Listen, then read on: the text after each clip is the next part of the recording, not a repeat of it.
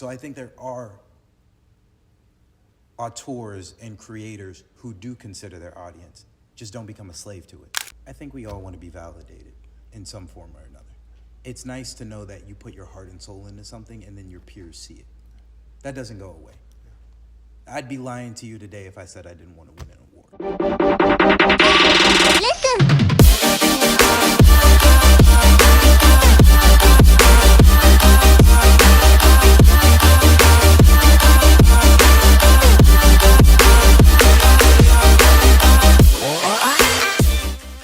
Hello, everyone. So we are actually inside of the Plaza Theater here in Atlanta, Georgia, and we're about to see a screening of The Great Debaters. Yes, we've seen the screening. Yes, it's been out since 2007, but, you know, we want to see it again. But it's a little special this time because we have actor Denzel Whitaker here with us. What's going on, my brother? How are you? What's going on, y'all? What's up, man? How you doing? You feeling all right? I'm good, man. You? Good, man. I'm doing good. You good? You good? Listen. He's suited and booted out here. That's Suited what it it. is. First of all. Yes. The Great Debaters. You thought I was going to come in here looking crazy? Hey, man, quintessential gentleman. I see what you're doing. Listen, all right. I came underdressed is what you're trying to tell me. Listen, but you already did what you need to do. You're a staple, okay? We can't say nothing about you, all right? That's very kind, man. No, I'm excited about this. I'm super excited, too. But before we get into that, I would just want to know, I ask everybody, how are you mentally right now? Especially black men, I got to ask that question. Okay, all right, appreciate it. It's a great question, man. You know what, mentally, feel uplifted and inspired. That's good. You know, and that comes by way of just tribe and family. Yeah.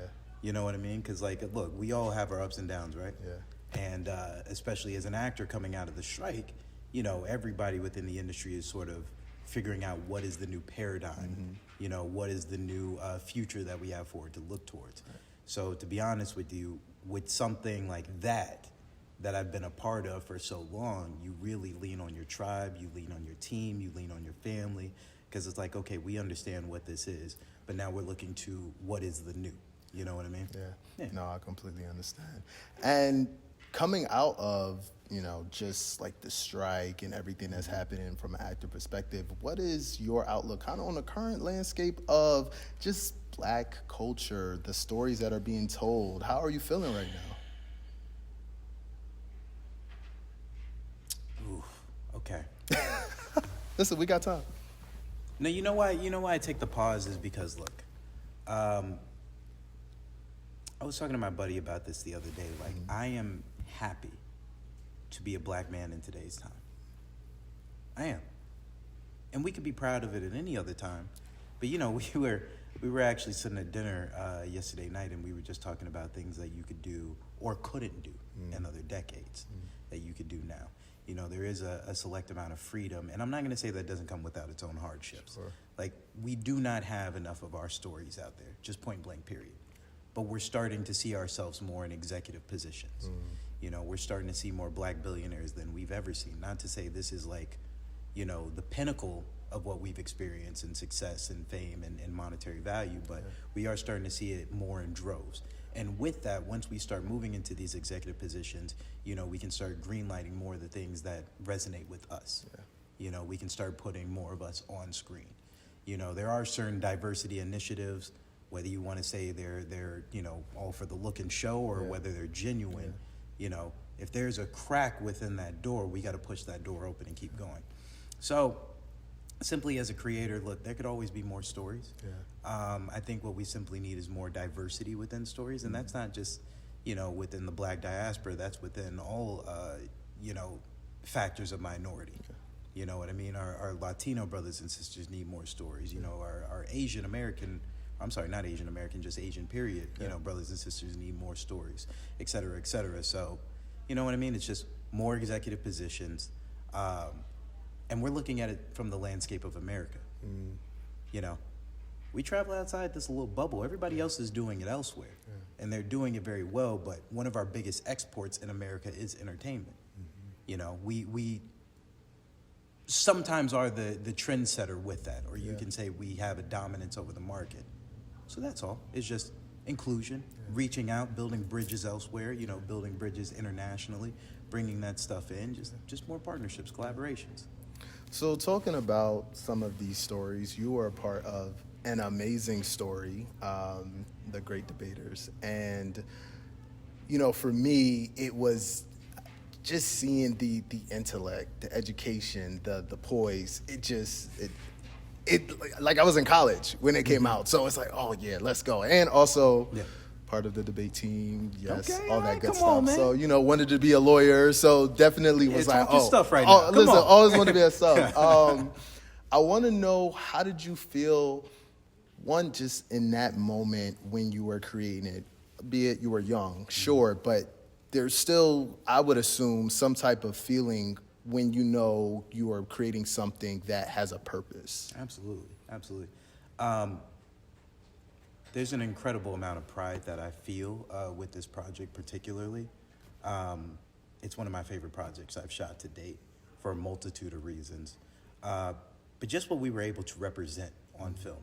The fact that we're still sitting here, I mean, how many years later, and watching it in 35 millimeter print and sharing that, you know, with other students, sharing that within college campuses and classrooms, I mean, even in high school. The fact of the matter is I made this project when I was in high school, and I still to this day visit other high schools and talk about it. And it's a part of our history. You know, film can be that for, you know, many people like textbooks can.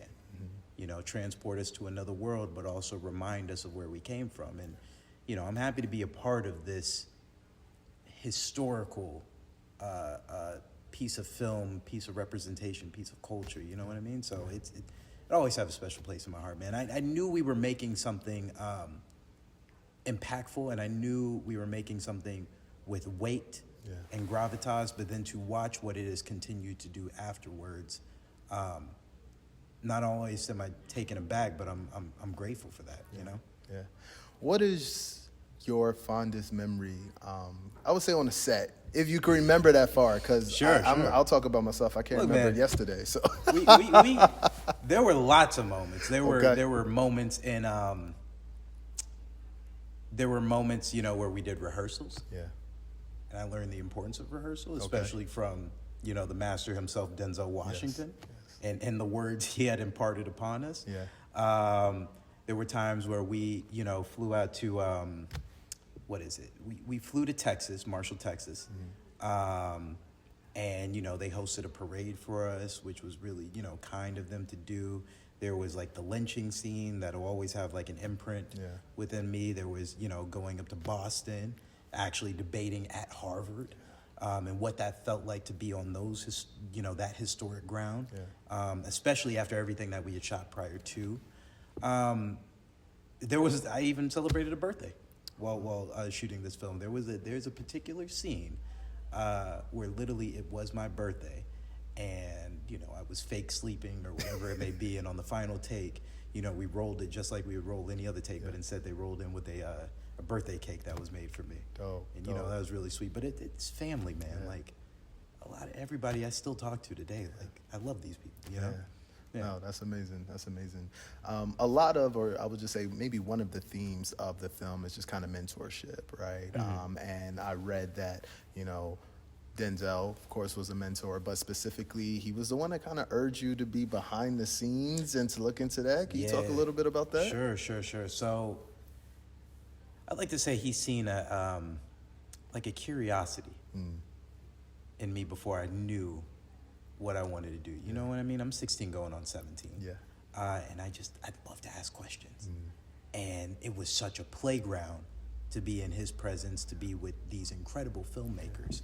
Our cinematographer in his own right was like a legend, you know? So every day I'd show up to set and I'm like, well, why are you doing that? Or what are these choices? And I think Denzel naturally picked up on that. So he got us all Leica digital cameras, and he had got me a director's viewfinder with my name inscribed on it, and The Great Debaters. And it's great because, you know, I still use that tool occasionally to this day. Yes, I do. And he was like, you know, bring a notebook, pull your chair up next to mine, and I'll teach you what I know. So I would bring just a regular notebook, scribble all my notes in it, and it was little gems that he would drop, whether I was an actor or, you know, whether it was like, okay, well, this is why I'm framing the scene this low, or this is why we're framing it high. He just had gems to share, and he was like, catch what you can. And even to that point, he had invited me when they were in post to come to the Sony lot and sit with him and the editor and watch how they went through the different reels, what it was like cutting on an Advid system, you know, what that whole process was like. He was really, really open and welcoming, you know, as far as myself, because, you know, it's like, who am I? Who are any of us? You know what I mean?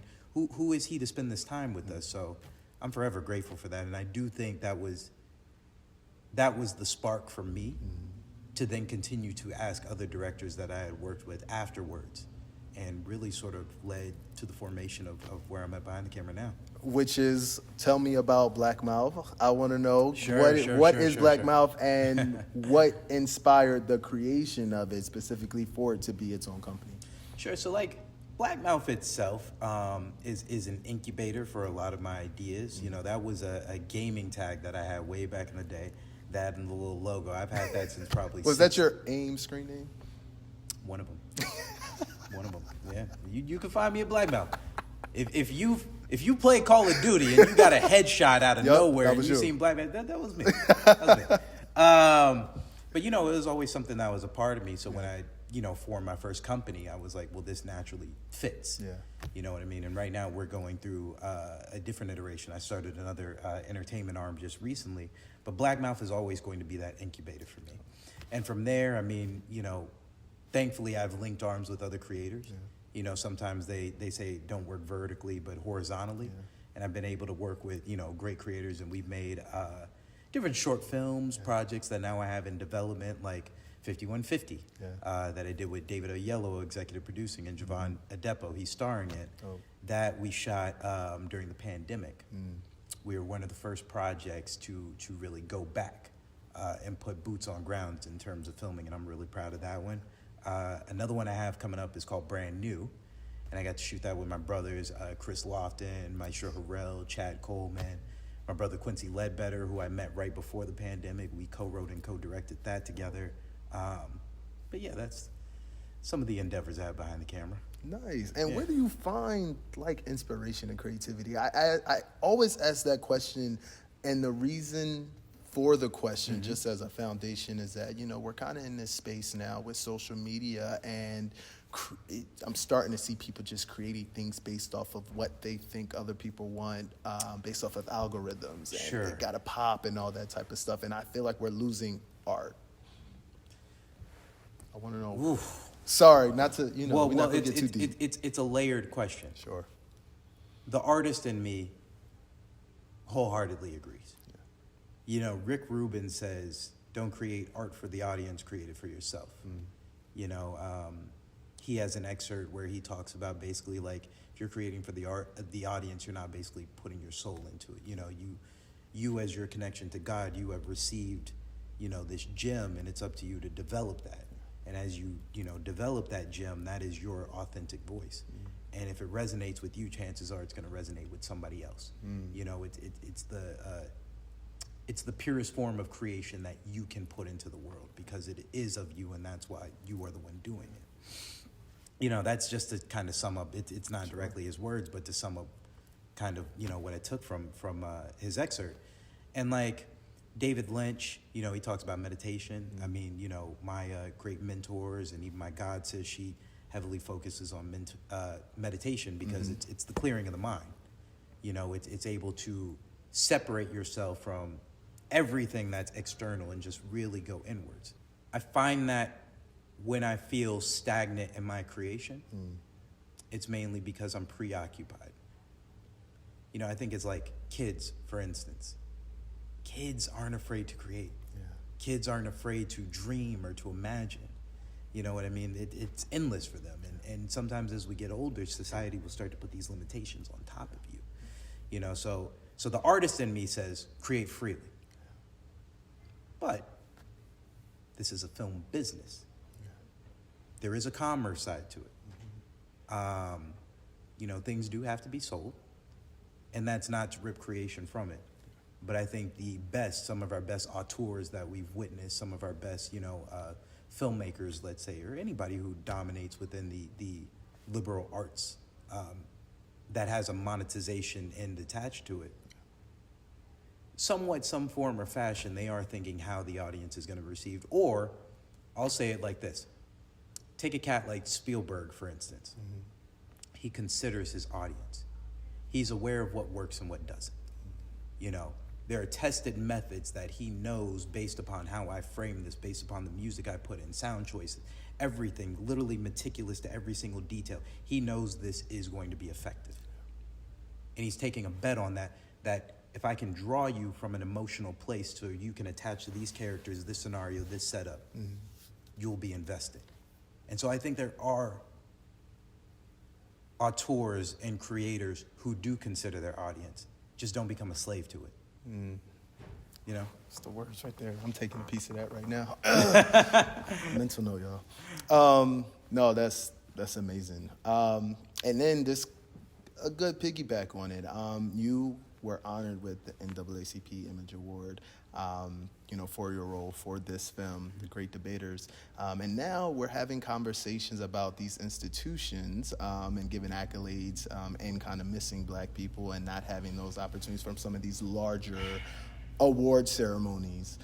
What are your thoughts on awards, and what are your thoughts specifically about the importance of our awards, or the ones that are really speaking to us, that come from us?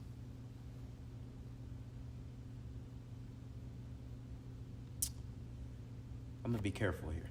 Be careful. I'm only going to be careful because let's take the music industry, for example, Sure. right? The Grammys. We see some of the cream of the crop, our top charting artists, who might not necessarily get the look at the Grammys, or there's politics being involved, or it's, vote by community, vote by your peers. There's a lot at play that has nothing to do with the merits of their work.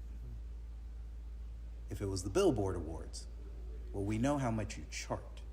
And even then, there's still things that are happening behind the scenes. Yeah. Some artists are charting more than others, number farms and streams and different things like that. And I'd say all this to say, there are still tried and true artists who are worth every lick of their artistic integrity, and they are being seen. And the masses run to them and flock to them, even if the award doesn't validate them itself. The film industry is a little bit even more curated, is even more careful. A lot of politics are involved, so I don't think the rebellious spirit that the music industry faces transfers quite yet to the film industry. Sure. I think we all want to be validated in some form or another. It's nice to know that you put your heart and soul into something and then your peers see it. That doesn't go away. Yeah. I'd be lying to you today if I said I didn't want to win an award for something that I put on screen and I'm really, really proud of, and my peers see that.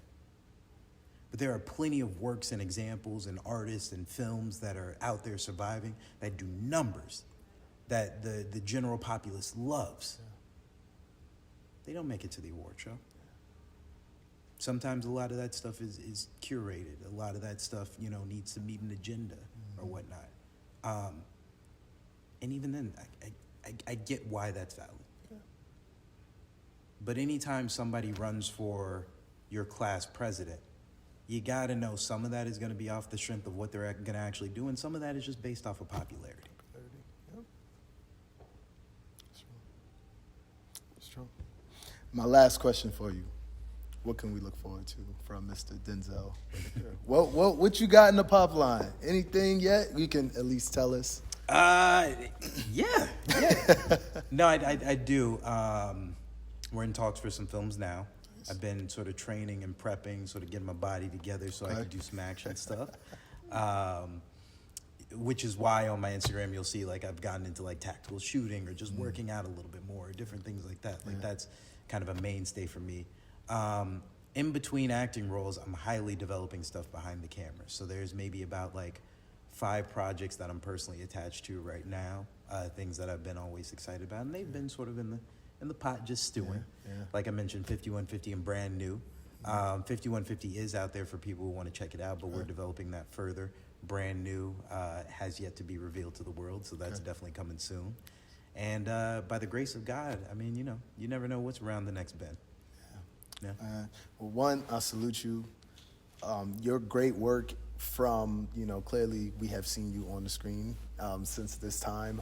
And I just love to see brothers who are just very intentional. I think it's so important to be intentional. I think we see so many people with their platforms and just doing whatever they want. But when I see a man just like going after what they want and being intentional about the things that they care about, and I'm just big on storytelling. So I salute you. Congratulations. And this is amazing, man. Just keep real going. Respect, man. Thank you. No, I appreciate that, brother. Thank you so much. This is You awesome. know what? I got to say this much since you brought up NAACP awards. Okay. The Angry Black Girl and a Monster, Okay. which we shot last year.